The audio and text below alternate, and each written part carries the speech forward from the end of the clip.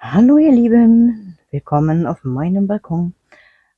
Eins vorweg, ich habe hier einen Nachbarn, der meint, die Mittagsruhe wäre nicht einzuhalten. Es kann auch so zwischendurch mal sein, dass ihr eine Bohrmaschine hört. Schert euch nicht drum, ich versuche es zu ignorieren. Heute geht es um die Ernte.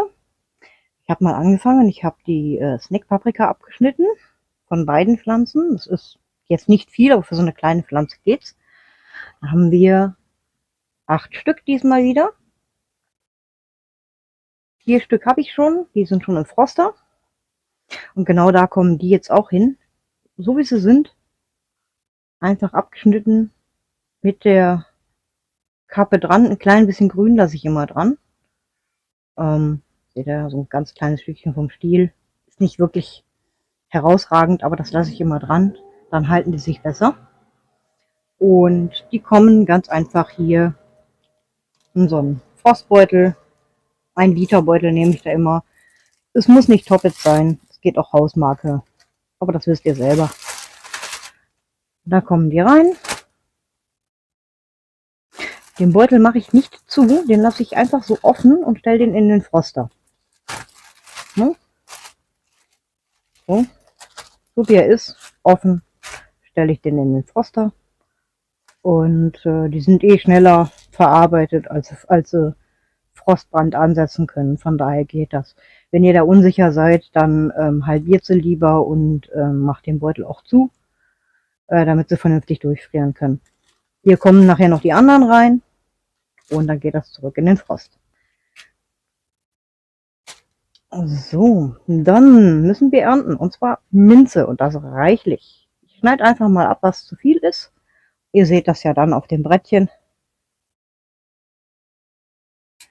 So. Minze ist ein sehr wuchsfreudiges Kraut.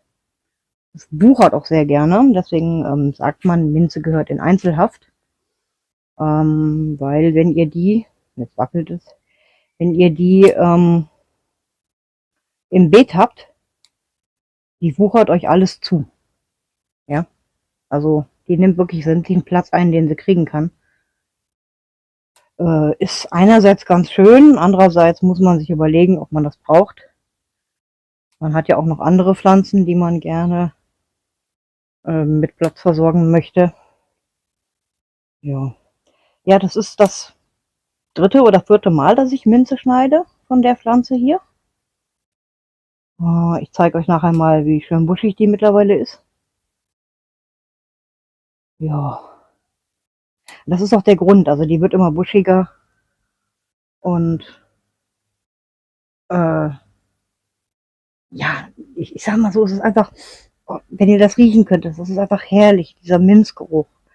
Richtig, richtig schön, richtig herrlich. Ja, aus der Minze mache ich kleine Sträußchen. Jetzt wackelt es wieder. Ja, das ganze Haus wackelt, wenn hier eine S-Bahn fährt. Ich habe hier Sisalschnur. Aus dem Grund, die kann ich nachher einfach kompostieren. Und das ist der Sinn. So, ich lege hier einmal die Schlaufe. Gehe hier 2-mal durch mit dem einen Faden. Ziehe das nur ein kleines bisschen an. Aber dann ribbelt sich das nicht direkt wieder auf und ich kann mit einer Hand arbeiten. So, dann nehmen wir hier die Stiele. So, dass sie alle möglichst gleich am Ende sind. Es spielt übrigens auch keine Rolle, ob ihr kurze Stängelchen rausschneidet oder lange Stängelchen. Wichtig ist nur, dass ihr direkt über einem Blattpaar schneidet, weil die da dann neue Triebe ausbildet und dadurch eben buschiger wird, ne? So.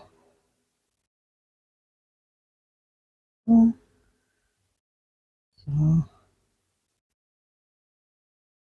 Es wirkt nicht viel, aber wenn man das in Tee machen möchte, also daraus Tee machen möchte, dann sind das hier schon 4, 5 Tassen. sind es mit Sicherheit. Alle auf einer Länge. Hier unten das erste Blattpaar ziehen wir hier durch. So. Ja. Damit das auch Halt hat. Wenn wir nur die Stängel haben, dann haben wir keinen vernünftigen Halt. Bisschen stramm ziehen, nicht zu viel. Und so kann es dann aufgehangen werden. Das ist dann ein Minzsträuchlein. Minze schmeckt getrocknet nicht weniger intensiv als frische Blätter. Von daher kann man das gut machen. So, die legen wir auf Seite. Als nächstes habe ich Oregano zum Abschneiden. Da ebenfalls darauf achten, dass ihr direkt über einem Blattpaar schneidet. So. Weil auch der wird buschiger. Ich habe hier einen, der nicht hoch wächst, sondern schön ebenerdig. Das ist ein Bodendecker, den gibt es ja als Bodendecker und auch hochwachsend, stammwachsend. Ich habe mich für einen Bodendecker entschieden, weil ich die einfach schöner finde, so von der Pflanze her. So. Ich schneide jetzt auch nur das raus, was keine Blüten hat. Erstens mal freuen sich Bienchen über die Blüten und zum anderen ist auch die Intention da, Saatgut davon zu sammeln. Weil wenn man merkt, dass etwas auf dem eigenen Balkon oder im eigenen Garten gut wächst, dann lohnt es sich, das Saatgut zu nehmen von den eigenen Pflanzen, weil die sich einmal an den Standort gewöhnt haben. Wenn ihr Pflanzen frisch aus dem Gartencenter habt oder euch habt schicken lassen, dann wisst ihr nicht, wo haben die vorher gestanden und welche Klimabedingungen hatten die vorher. Also wisst ihr auch nicht, ob die wirklich direkt tragen können oder nicht. So, ob die das Wetter aushalten. Ich habe das bei der Pflanze hier festgestellt, die schafft das sehr gut mit dem heißen Balkon. Der macht auch nicht wirklich was aus, wenn sie mal zu viel Regen abkriegt. Aber gut, das läuft auch unten im Topf einfach ab. Und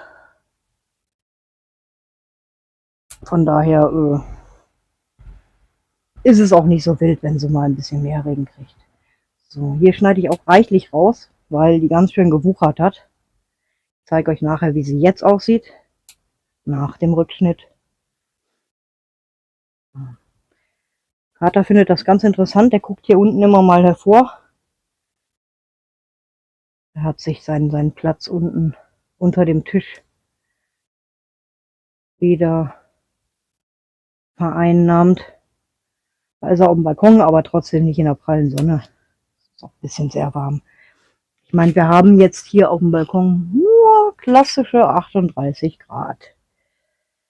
So. Und dann ein recht feuchtes Klima, dadurch, dass ich hier ja die ganzen Pflanzen habe, bildet sich wirklich ein eigenes Mikroklima. Das finde ich ganz toll. So, hier schneiden wir auch wieder eine Strippe ab. Wieder so 20 cm ungefähr nehme ich.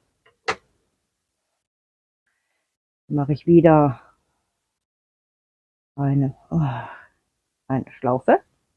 Einmal durch, zweimal durch, bisschen anziehen. So, dann hält das von alleine, legst du da auf Seite. Dann kann ich wieder aus den Stängeln ein Sträußchen machen. So. Wieder darauf achten, dass die unten halt abschließend sind. Egal, ob die gerade sind oder so wie der hier so komplett gekräuselt, das spielt keine Rolle. Wichtig ist, dass sie unten abschließen.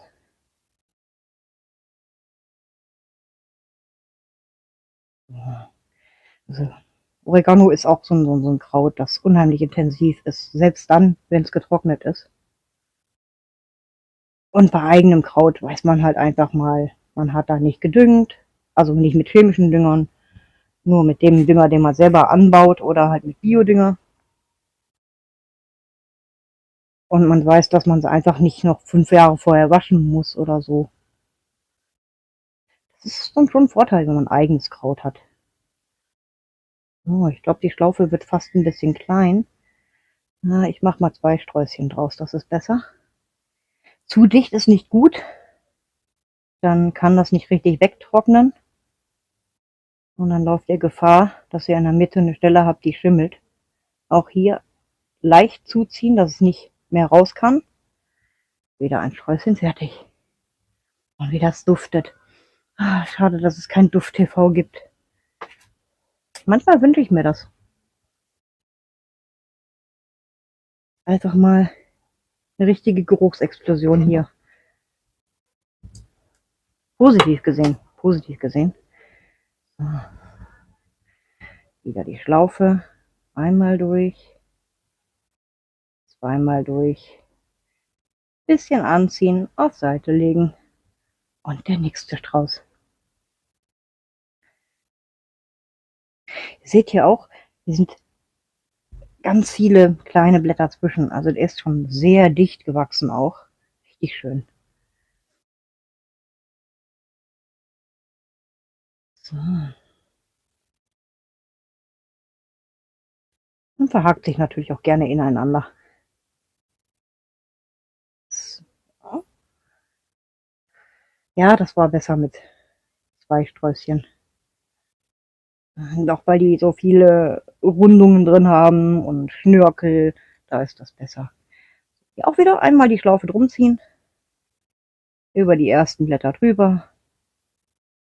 Festziehen. Nicht zu fest, wie gesagt. Und das nächste Sträußchen ist fertig. So. Der Basilikum muss auch geerntet werden. Auch bei dem darauf achten, schneidet über einem Blattpaar. Damit der halt buschiger wird. Ne? Bei dem kleinen Topf ist das nicht so viel. Sind hier nur ein paar Blättchen dran, aber das spielt keine Rolle. Denn wir haben ja hier noch den großen. Und da komme ich schon mit der Schere fast kaum durch. So stabil sind die Stiele. Den schneiden wir auch schön tief runter, immer über ein Blattpaar, damit er sich schön verzweigen kann. Manchmal hat man das sogar schon, dann hat er angefangen sich zu verzweigen, das ist natürlich optimal.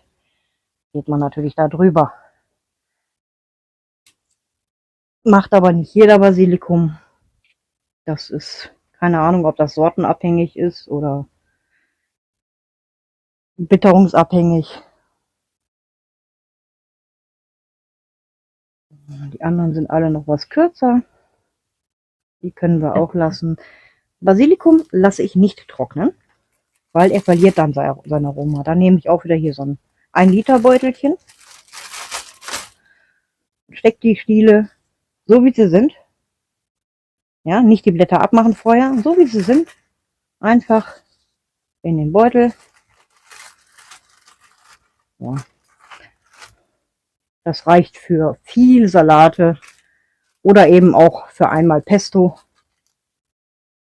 Da ist das eigentlich optimal, so von der Menge her. So. Ja. Dann, ja, habe ich eine positive Nachricht von unseren Hot Lemon Chilis. Jetzt muss ich gerade mal gucken hier, dass ich euch nicht zu sehr hastig werde. So, das ist der 3. Versuch jetzt. Also irgendwie ist meine Kamera heute viel zu warm. Die geht immer wieder aus. Ich habe mal ein bisschen die Markise rausgemacht, dass es schattiger wird. Schauen wir mal. Also das ist die Hot Lemon, von der ich vorhin berichtet habe. Ganz viele kleine Früchtchen dran, super. Und noch mehr Blüten. Richtig schön. Da freue ich mich schon drauf. Die soll richtig scharf sein. Ich bin mal gespannt. Bei der Hot Tomato ist und bleibt nur die eine bis jetzt. Aber sie hat auch Blüten. Nur bis jetzt irgendwie wollen die nicht. Dann haben wir die erste fast reife Snack-Tomate. Bonbon-Tomaten heißen die. Die sind auch so klein wie Bonbons. Richtig süß. Hier sind 2 dran. Hier oben sind es 4. Und hier auch noch ein paar, aber nicht sonderlich viel. An der gelben, so, da sind die gelben Bonbontomaten. Die sind so traubenförmig und auch richtig lecker. Ja, dann haben wir hier drüben an der Tomate, das ist auch eine gelbe Bonbontomate. Leider gar nichts dran, außer Blüten. Bei dem ganzen Regen sind eben keine Insekten geflogen. Das ist richtig schade, aber muss man durch. Und da, die Himbeere, die kriegt auch neue Früchte. Und es sind immer noch hier und da Blüten dran. Die wird befruchtet, warum auch immer. Ja, die Snackgurke hat auch eine offene Blüte. Sehr schön. Da habe ich schon 2 geerntet. Aber ich sehe im Moment keine männliche Blüte für weitere Befruchtungen. Hier die Physalis. Schön groß geworden. Wird dieses Jahr auch keine Früchte tragen. Ist einfach mal nichts dran am Blüten. Ist auch eigentlich schon zu spät. Naja, das da könnte eine Blüte werden. Mal sehen. Dann haben wir hier die Snack-Paprika, die wir eben geerntet haben. Da sind noch ein paar dran. Wir brauchen noch ein bisschen. An der hinteren sehe ich zwar eine Blüte, aber da ist im Moment nichts dran. An der großen Chili hingegen sind einige Schoten dran. Die brauchen auch noch eine ganze Zeit. Und jetzt möchte ich euch was ganz Besonderes zeigen. Ihr erinnert euch daran, meine Feige. Ja, die habe ich dieses Jahr gekauft. Und da ist die erste Blüte. Die erste Frucht. Ich meine, im Endeffekt ist es ja die Blüte. Der Blütenkern ist im Inneren der Frucht. Das heißt, wenn die groß gewachsen ist, ist je nach Sorte, braucht es da eine gewisse Art an Wespen, die da reingeht und die befruchtet. Das ist bei der hier nicht, das ist eine selbstfruchtende. Ja. Aber ob die reif wird, schauen wir mal. Eigentlich ist die Pflanze ja noch viel zu klein, ne? Nicht so schlimm. Ja, wenn ihr noch mehr solche Videos sehen möchtet, dann schaut gerne mal bei dem angepinnten Link. Und ansonsten, wenn ihr nichts mehr verpassen möchtet, freue ich mich über ein Abo von euch. Bis dann. Ciao, ciao.